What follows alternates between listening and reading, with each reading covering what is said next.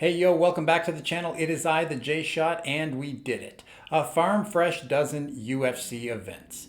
Sorta. But here we are, ready to finally take a look at a UFC event that many have been calling for ever since one dummy started watching, reviewing, and taking the piss out of the early days of MMA. And that is UFC 12. Like many other events of its day, we begin with some of the history of whatever rat's nest of a town was willing to let the UFC run their unique brand of entertainment, which this time around is Dothan, Alabama. One time was considered the peanut capital of the world. I shake your hands, but you know, peanut arms. It's a new day for the UFC, Judgment Day, which I believe refers to the fact that they are now weighing fighters rather than just making it up, and judging by what comes up on the scale, putting them into one weight division or another. 199 pounds and below, 200 pounds and up, which Blotnick accurately indicates is a good move, as when two equal talents tango, the bigger man will win. So now that they made two whole divisions, no fighter will ever have an unfair advantage ever again. But weight divisions aren't the only new addition brought in at UFC 12. It's also the debut of a true UFC icon. A Carlson Gracie disciple, Victor Belfort. Yes, Victor Belfort, the phenom, future champ, foot fetishist, and the Oprah Winfrey of the UFC.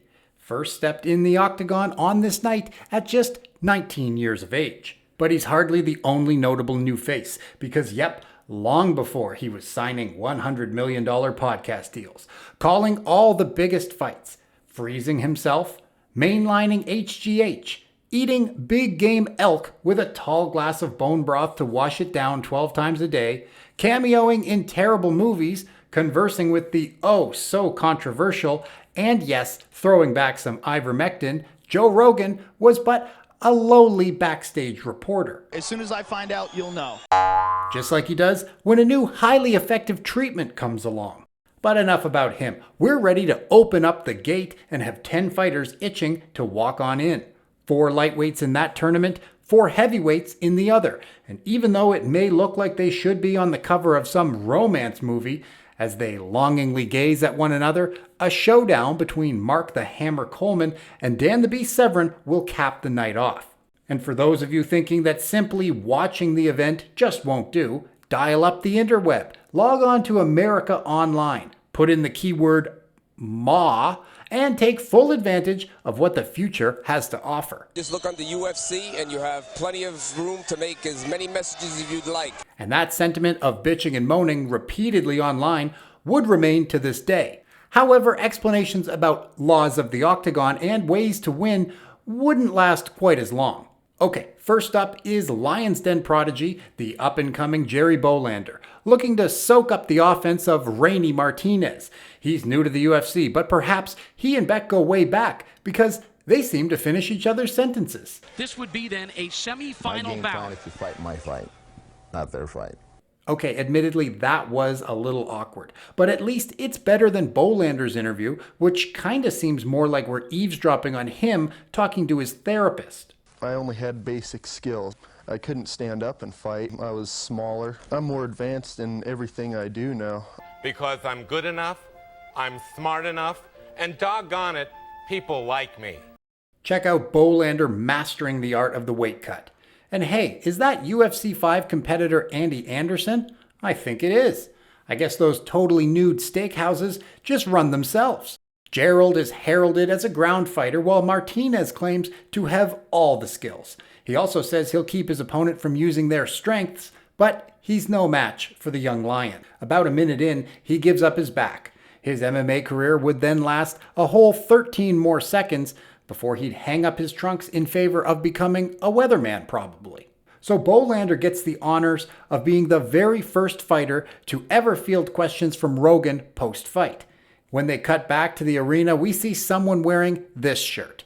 So I guess now's the right time to explain that about 24 hours before the event was set to begin, the powers that be in some place called New York City decided they thought MMA was not for their town. It's more of a Dothan, Alabama idea. And they banned the sport altogether. In fact, the event was to take place in Buffalo, site of UFC 7, just a year and a half prior.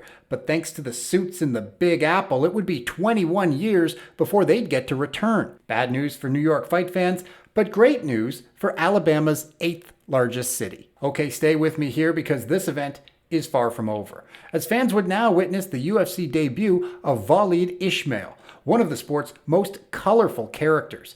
Though he retired from fighting in 2002 with a record of 9-3, his real legacy comes from coaching some of the best Brazilian fighters to ever step in the octagon. Guys like Paulo Costa and flyweight champ Davison Figueiredo. And for being a bit of a hothead maniac. You know, just the way we like him. For me, it's a war. Não jogo. Not a game. Not a game. He enters with a record of 4-0, thanks to his strong strangulations, not to mention the little bit of everything he's well known for. And he probably would have made it 5-0 if it wasn't for this man right here, Yoshiki Takahashi. My biggest challenge to be mentally in control. Me too, pal. Shamrock discusses how tough Takahashi is as he makes his way to the cage and says his strongest asset is his will to win. And boy, does that end up being an accurate comment. The two tough-as-nails fighters go back and forth quite a bit to a judge's decision. But throughout the entire fight, Takahashi really hits for the cycle when it comes to breaking the rules. He's warned over and over not to grab the fence, escaping multiple takedowns by simply cheating. And if that wasn't enough, he literally yanks Ishmael's shorts up his ass, moving his cup over and out of his shorts for easy low-blow access. McCarthy warning Takahashi not to hang on. But to hang on to stop action, then John will intervene. Either playing dumb or just not understanding the language, or both, the message never gets through to the Japanese fighter, who takes the unanimous decision. A rather disappointing debut for Ishmael, who would only return to the octagon in the future to corner fighters and provide them with his unique brand of translation. He loved the video game. Okay, here come the heavies. Scott Ferroszo and Jim Mullen are up first. The commentators seem convinced that a one-dimensional striker like Mullen is in for a rude awakening against the Pitbull.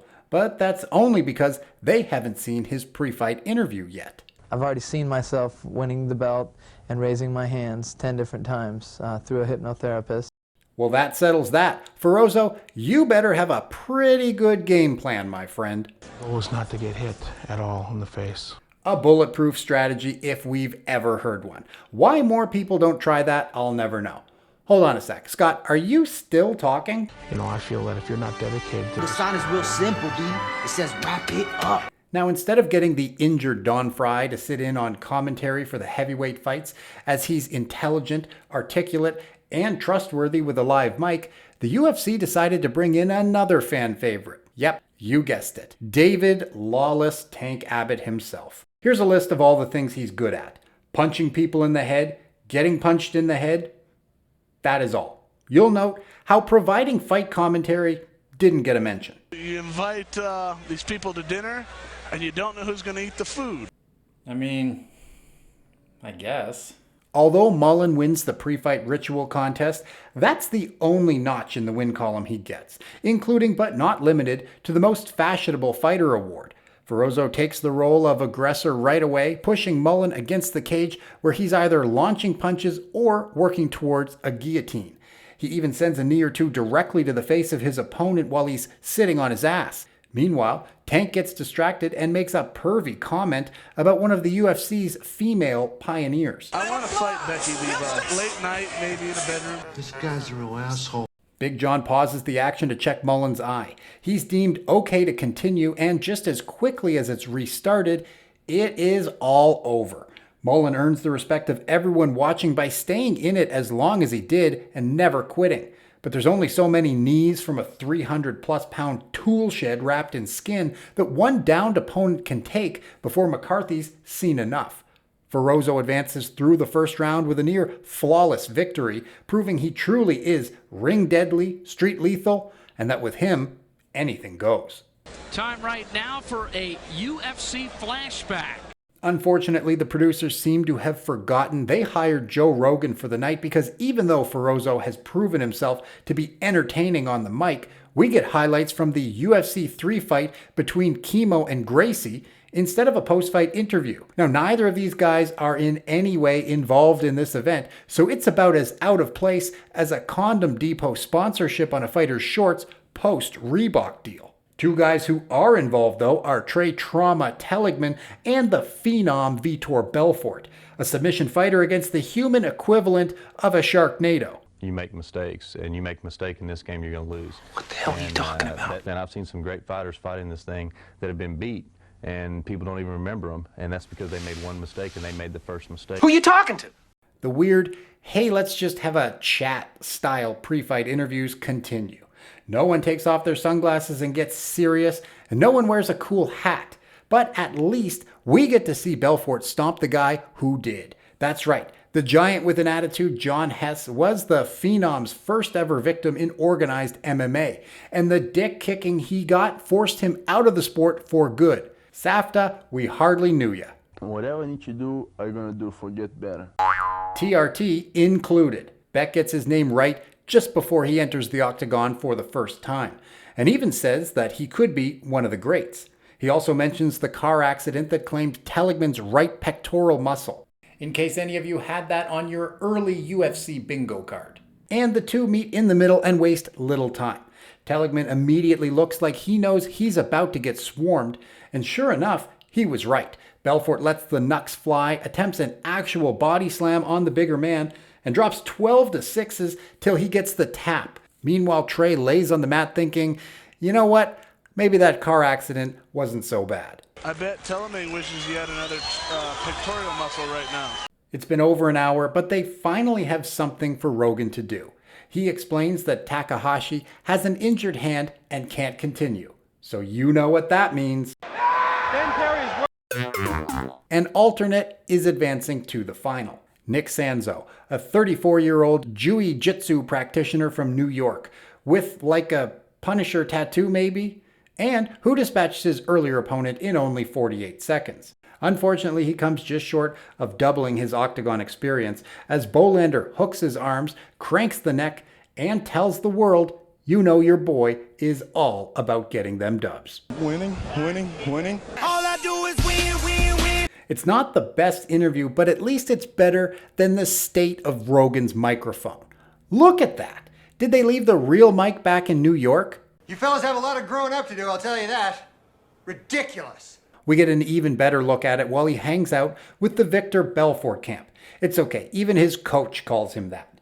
They say they are anticipating a wipeout in the finals. Yeah! The Lawless One returns to the commentary desk, bringing an incredible energy to the event, really heightening the atmosphere and truly giving the heavyweight final the big fight feel. This is going to be something that we're all going to have to sit around and watch. Tank feels it's a good matchup, but as he puts it, Roy Jones Jr. isn't going to knock out Mike Tyson, so he's not giving old Vic much of a chance. While Ferroszo walks out wearing a shirt that tells the guy working the post-fight oxygen machine what he's doing there. They go straight to the center and stare each other down, but only about 20 seconds goes by before the Phenom places a clean one on the Pitbull's snout. He lands one more and wastes no time finishing the fight with looping punches from the back. Just as Big John tries to step in, Ferroszo comes back from the dead looking for a 3-minute overtime. Rogan fanboys over Victor's victory while everyone he knows celebrates behind. And okay, I changed my mind. They don't look like they're from a romantic movie. Now I'd say it looks a little more like Dan's confessing to Father Coleman. Geez, I'm not sure we needed to watch Coleman on leg day at the gym, but now we have, and we're all that much more horrified for it. Why did they even allow this wrecking ball in the UFC?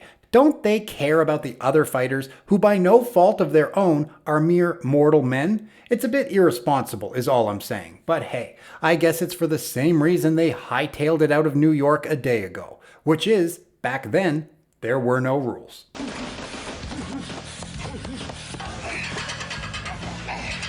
All right, fair enough. If you've got a training montage this cool, feel free to fight whoever you want. We hear all about how by day, he's mild-mannered Daniel Severn.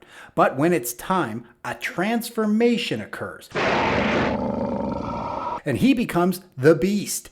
bag punching and weightlifting, weightlifting and bag punching, weight punching and bag lifting, and everything in between. Yeah, I know. I've watched that clip like 100 times and it never gets old. I'm all for pre-fight rituals, but Severn's take shirt off, wipe armpits with it, then smell it, I don't know about that one. But you can't really blame him, as he's in the cage, so the beast has fully taken over. And it's time to get serious. Except for when Big John asks him if he has any questions. The train travels at 50 miles an hour, and I got to travel a 30-minute distance. How many apples does Mary have left in the basket?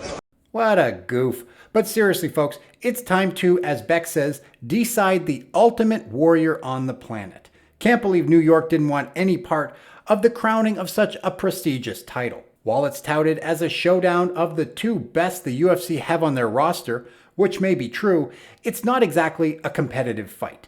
The two bare-knucklers start cautiously, with Severn knowing his only chance is on the mat.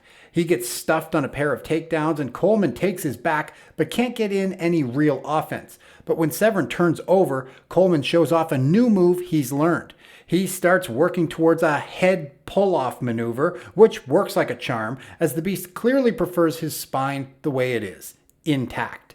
He taps, they show respect, Coleman gets a really shitty belt, and a chat with Rogan. I don't think anybody can take me down. And if they did, nobody can hold me down. Can nobody hold me down? So the godfather of ground and pound remains at the top of the pile.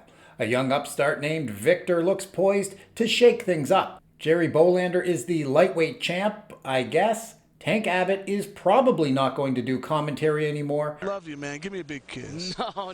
And entire states are canceling the UFC. Will the company we love so much meet its untimely demise, or is this just a little hiccup en route to becoming the fastest growing sport on this planet or any other? Tune in next time to find out. Until then, thanks for watching. Don't forget to subscribe, and all the best.